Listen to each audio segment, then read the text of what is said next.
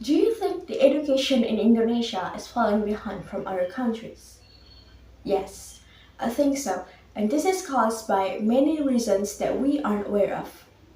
Hello, I'm Ghea from Warmadewa University. I'm speaking today as someone who has been through elementary school and now as a university student. The world promised education for all. We know that everyone in this world deserves a proper education.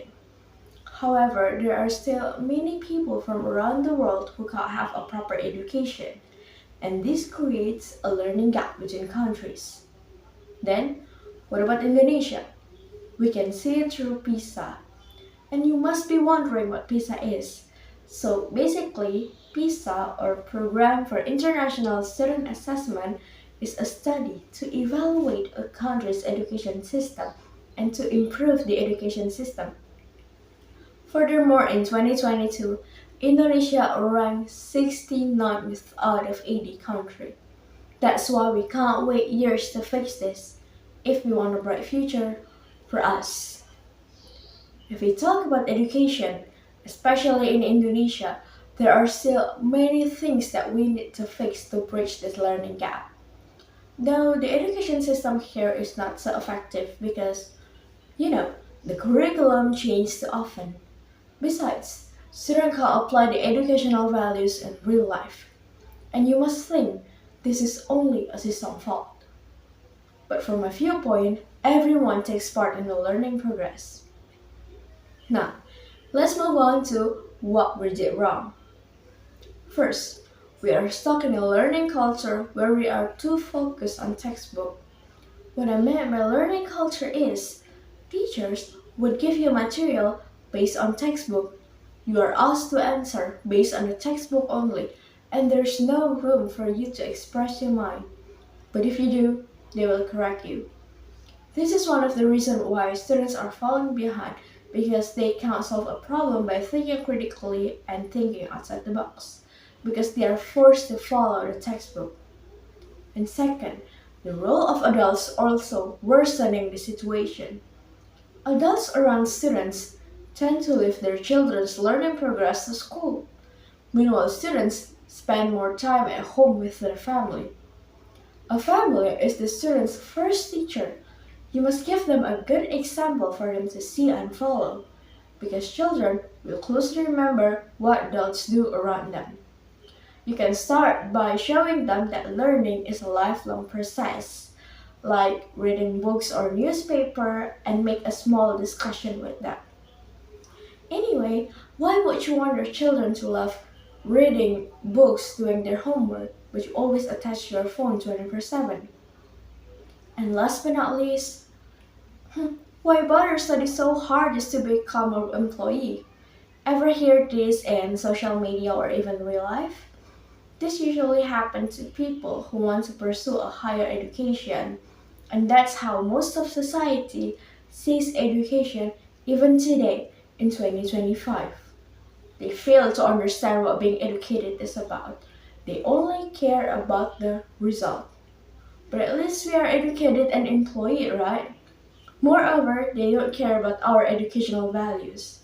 The true meaning of being educated is when you have mutual cooperation, empathy, and manners. There's no use if you graduate from a great school but you don't have those values. Now, let's move on to how we bridge this learning gap. First, we can start by preparing our student before we completely transform to an education system like that in the developed countries. Start small by making our student love and curious about books, their lesson, or anything that helps them grow.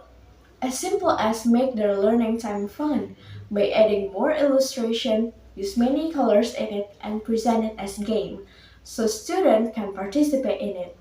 Also, we can't judge the student when they answer it wrong and force them to do something that they don't like, which makes them hate learning. In addition, ask them questions like how, why, and their opinion about something, so they can speak up their mind and think outside the box. And second, you must realize how our government is so creative but always make new breakthrough, but only top schools can apply it. while schools in remote areas can't because there's no proper education access and facilities. Please, take a break, go into communities and see what they actually need. They deserve a proper education access and facilities like those in a big city. Not next year, today. In addition, teacher welfare is also an important aspect here. Please, give them proper attention to improve their welfare. And third, you must know that the hardest thing to change is the people's mindset. And social media is the most effective platform to spread information. Most people actually listen more to influencers rather than listening to their parents, teacher, or even a real person in their life. And I think government or Ministry of Education and Culture can continuously spread awareness through social media. They can spread awareness about how important education is and promote their work program through unique and inspiring storytelling and interesting storytelling as well. So people would actually stay and watch the content. The more people watch it, the more it reaches people, and the more people actually get the awareness and are influenced about how important education is. And that will have the same effect as how influencers influence people in social media. A nation's future shines brightest when its education quality stands strong. So I think Indonesia will be a great future if they actually do this. Thank you for listening. Have a good day.